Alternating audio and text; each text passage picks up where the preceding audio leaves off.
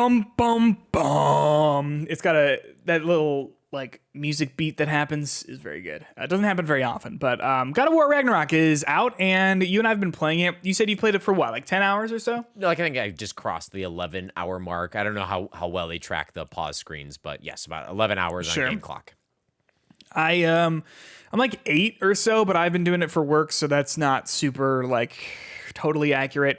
But I'm a decent chunk into this game, and I am liking it quite a bit. In fact, I'm liking it more than I think I thought I would. Not that I anticipated disliking it, but as we sort of talked about last week, having like being so fresh, hot off the heels of that first game, and like hot. When I like write stuff sometimes, like there are words that I just say wrong just because I think of the Midwestern Chicago thing. There's a gun in Apex that's spelled VOLT, like it's like a battery, right? Yeah, volts. Well, see, that's the thing. It's like volt is how everyone I know says it, but I like vault. I say like vault. Like the vault. The vault gun, yeah, you know. Volt. Yeah, or like I'll say like a 9-volt battery. Oh, okay. Like, yeah, I do hear that. Yeah. I do hear that Midwestern in you. Yeah.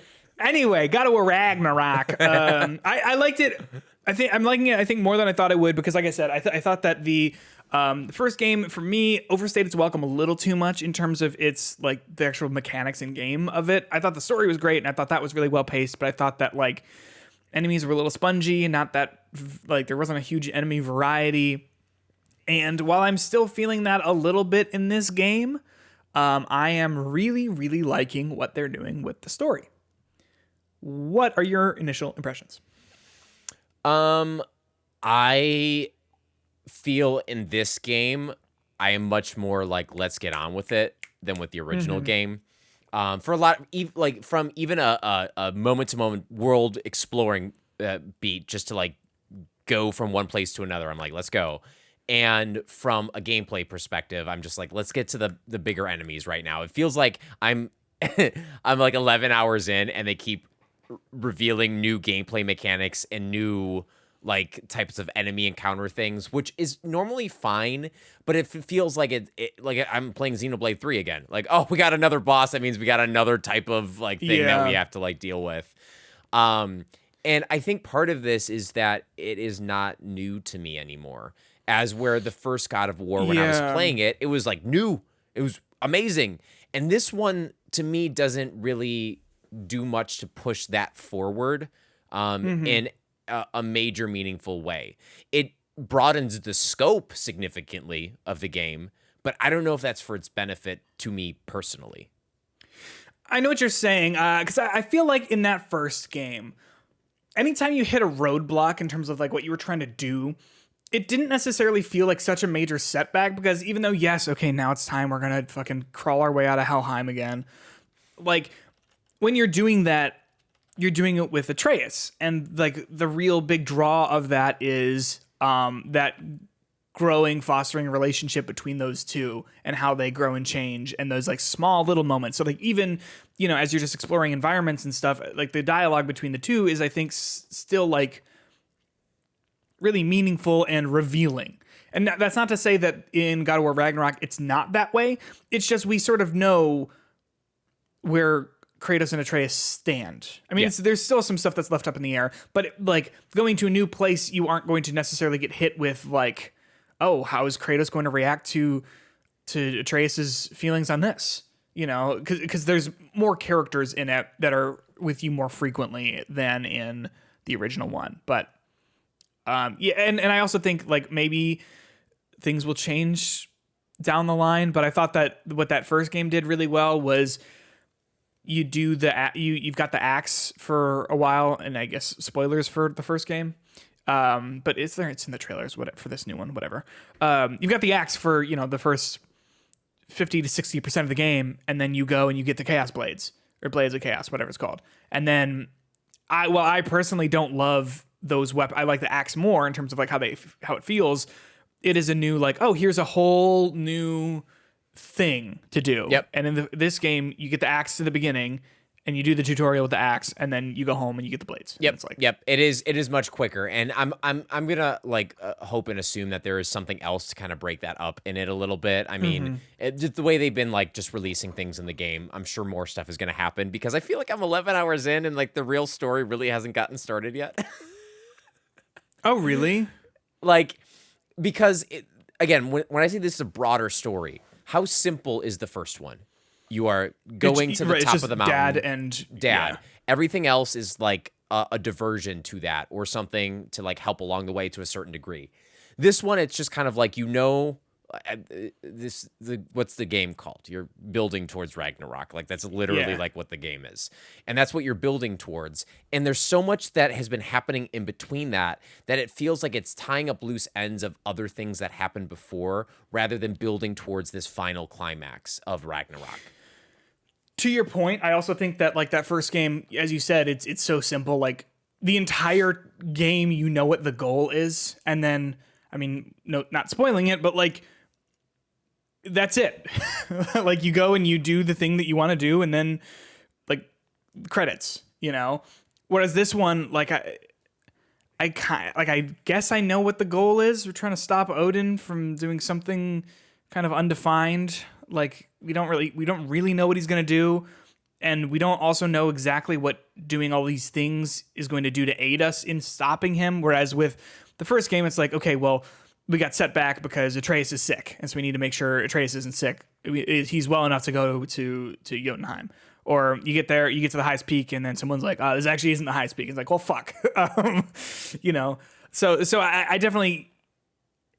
I get that. But for me, what really saves it, I think, is how well written the characters are and those character interactions. And there's new layers to the characters, I think, and their interactions. Like, Atreus has an interesting relationship with Sindri, the dwarf, that I found to be delightful. I think Kratos and Atreus' relationship, while not as, I think, as easily understandable and as, like, not as I think easily packaged as in the first one, I do think is still interesting as Atreus is starting to grow up and Kratos is starting to have to understand, like, yeah, you're not like a boy anymore. He doesn't even call him boy anymore. He like, oh, that'll come. I'm sure there'll be a moment in the game when it's like, yeah. 100%. We can cut this if you think this is too much of a spoiler. This happens right in the very beginning of the game, and I think that it perfectly encapsulates the kind of relationship you're saying. Something happens with Atreus, and he's upset. And Kratos is like, let's train. And it's like in the middle of the night. And like, Mimir is like, why did you want to train? And then Kratos is like, the boy was grieving. And like, Mimir's like, I know you're trying. And it's just like this like subtle, sweet way of showing how Kratos shows affection. And there's those ton of those moments of like just their relationship growth in this game that I think are just great. And I think you're right that the story itself is good. It's not bad. The moments are good. But when there's this bigger thing happening and there's so many little diversions to that big thing that at a certain point I'm just like, when are we getting to the big character, the moment, the big thing reveal? Like that is going to start moving closer to that action. It feels like they're setting up for another game rather than them setting up for this game. And from what I'm hearing, the game is like 24 hours long. That's a lot. Like it sounds like about what the first one was. Yeah. Well, I think it's longer than the first one. Oh, is it? I don't know. Yeah. And with that at this point, and I'm not like necessarily like main pathing it, but I'm not necessarily doing every little side thing. If I'm like halfway through the game and I'm still feeling like a kind of like a slower pace towards the climax, I don't know. I know I sound negative on this game. I just was hoping it would be more than just another part of the first God of War. Yeah, I am finding this entirely enjoyable and entirely pleasant. Yes. I really am not finding any moments where I'm like, oh my gosh. Yeah. Like, yeah. You know, which I think is more than I can say for a lot of video games. But that said, I also don't maybe think it's as gripping. I thought that the inciting incident, there is a scene, it's very teased. I mean, it's fucking in the first game at the very, very end, where someone shows up for dinner And that scene, I think, is like, my jaw was kind of on the floor for it. Do you know what I'm talking about? I don't want to spoil this. It's like in the first hour, but like, I still don't want to spoil it. It's right after the tutorial. Do you know what I'm talking about? Yeah, yeah. Have you ever seen Inglourious Bastards? Yeah. It's like the milk scene. Milk scene. Is that when he orders 3? It's at the very beginning, and he's like sitting there, and he knows that there's under the floorboards. And there's all this like tension in that scene, and it's just like, all right, 100%. all right. Yeah. Because someone shows up, and you're like, why are you seem to be very calm. Someone asks Kratos, he goes like, you seem like a calm and reasonable person. Is that true? Are you a calm and reasonable person? And you see Mimir look at the camera and be like, I mean, basically, right? Like, it's just what a great question, right? And it's like, I would say no.